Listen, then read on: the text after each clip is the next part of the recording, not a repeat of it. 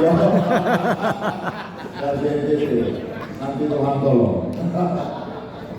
Jadi, tadi ada Chandra nih, Pak Wakil. Cabut.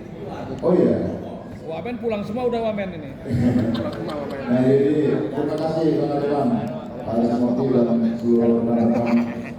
Jadi kalau bagi saya politik reforma apa kita di sini ya politik nilai perubahan dan nanti. Nah terutama yang kita KN apa segala macam. Nah itulah yang menjadi bagi saya itu menjadi nilai yang hidup yang kita pedoman. Begitu pun ketika masih DPR dan kemudian sekarang kepala daerah. Nah ini saya datang dari dusun-dusun nih Bang Ali, Pak Novi.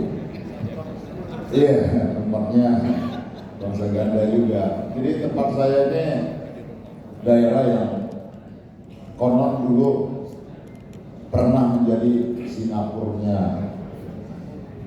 yang seperti yang sekarang. Baru situ pernah menjadi bandar perdagangan,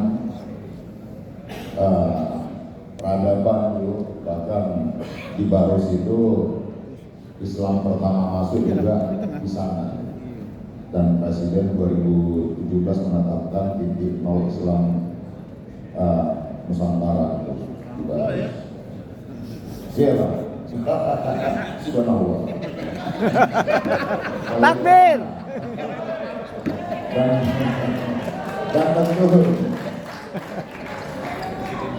Dan hadapannya saya langsung ke pesisir pantai barat. Nah, kabupaten saya ini Tapanuli Tengah itu bukan kabupaten baru, tapi sejak zaman kolonial dia sudah menjadi pusat keresidenan Tapanuli. Nah, cuma belakangan di orientasi politik ekonomi kita itu lebih banyak ke pantai timur, bukan pantai barat. Maka seluruh akses pantai barat itu dari mulai Aceh, Tapanuli Tengah, Sibolga, Padang, Bengkulu itu terlupakan gitu. Nah, jadi saya jadi kepala daerah itu juga tadinya nggak ada rencana ke sana. Tapi ya tadi takdir sejarah menyatakan urus kampung dulu katanya. Dan tadi pasangannya calon tunggal, kemudian ada putusan MK, bisa nyalon. Pilih partai saya, pilih Perjuangan sudah nyalon ke yang calon tunggal, kemudian ditarik kembali karena putusan MK membolehkan dan masa pendaftarannya diperpanjang.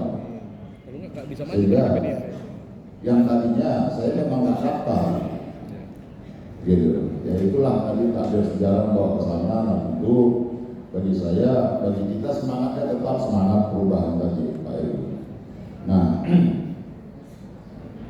dari mulai negara kita dibentuk itu memang dasar pemikirannya ya semua kiri, sosialistik. Pancasila sekalipun ya itu sosialistik, ya keadilan sosial itu. Nah jadi bagi kita adalah ketika Presiden menegaskan walaupun beliau tidak katakan negara kita ini sosialisme apa segala macam, tapi arah program kebijakannya yang tadi disampaikan oleh Bung Mel ketika kami di Magelang, walaupun saya cuma 4 hari, setengah hari, separuh saya ikut partai, separuhnya ikut pemerintah.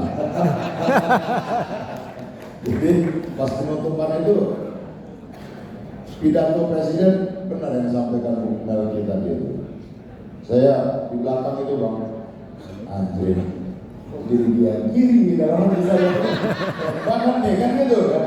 Bicara tentang koperasi desa.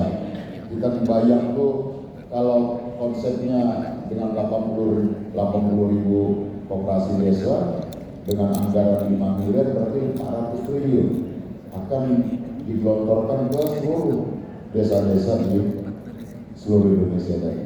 Kemudian sekolah rakyat, yang bayangan saya tadinya sekolah rakyat itu kayak bikin sekolah biasa, orang datang pulang, ternyata enggak. Memang disediakan fasilitas buat anak-anak tidak mampu, miskin dan miskin ekstrim itu dibuat asramanya dan tinggal di sana dan disiapkan guru serta fasilitas menginap dan makan di sana. Dan bagi saya ini ya program yang dari dulu kita pengen begini. Gitu. Mimpi reformasi, mimpi perubahan kita, mimpi revolusi kita ya ini tentang program tadi ya. Nah memang persoalan mendasar kita nanti programnya bagus di tata kelolanya. Nah tantangan terbesar dalam melakukan perubahan itu dari rumus umum di seluruh dunia tantangannya di birokrasi. Pemimpinnya pengen cepat, birokratnya pasti dia berangkat dengan rutinitas saja, lambat. Dan saya mengalami itu di daerah, maka pertama sekali yang saya mau tata adalah konsolidasi internalnya dulu. Buatin sistemnya segala, karena tempat saya itu udah era digital, di sana absensinya dia masih manual. Dan kemudian bentuk komitmen saya sudah sampaikan ke KPK dan juga di Kejaksaan.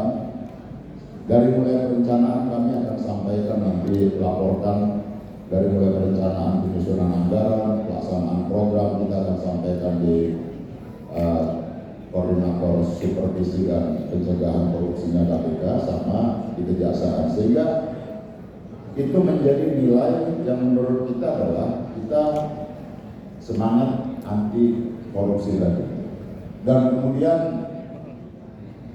kebetulan juga, nah ini di daerah saya ini Pak Nusron kemarin dia cerita ini kan ini temannya Eli. Ton, mana itu siapa Ton? Mana kenapa? Ton bilang ya kan. DPN, ya kan. Sama lu gitu ya kan. Oh iya, di Perbanas dulu kita tahun 98 juga. Aduh, parah kalau ini katanya ya, di birokrasi banyak gak nyaman gitu. Ya lu maklum sendiri lah kalau aktivis sama ketemu jadi birokrat gaya aktivisnya lebih kental, apa aja dikritisi. Jadi kata Nusron itu, Tom gimana, bisa kemungkinan nggak itu? Lu udah taruh aja jadi kepala kantor tempat dulu. Jadi ditaruh di sana Bang. Nah mana ya? Iya Nusron, kau tertib di sana itu, kau kepala kantor Tamarun Tengah aja kata Nusron.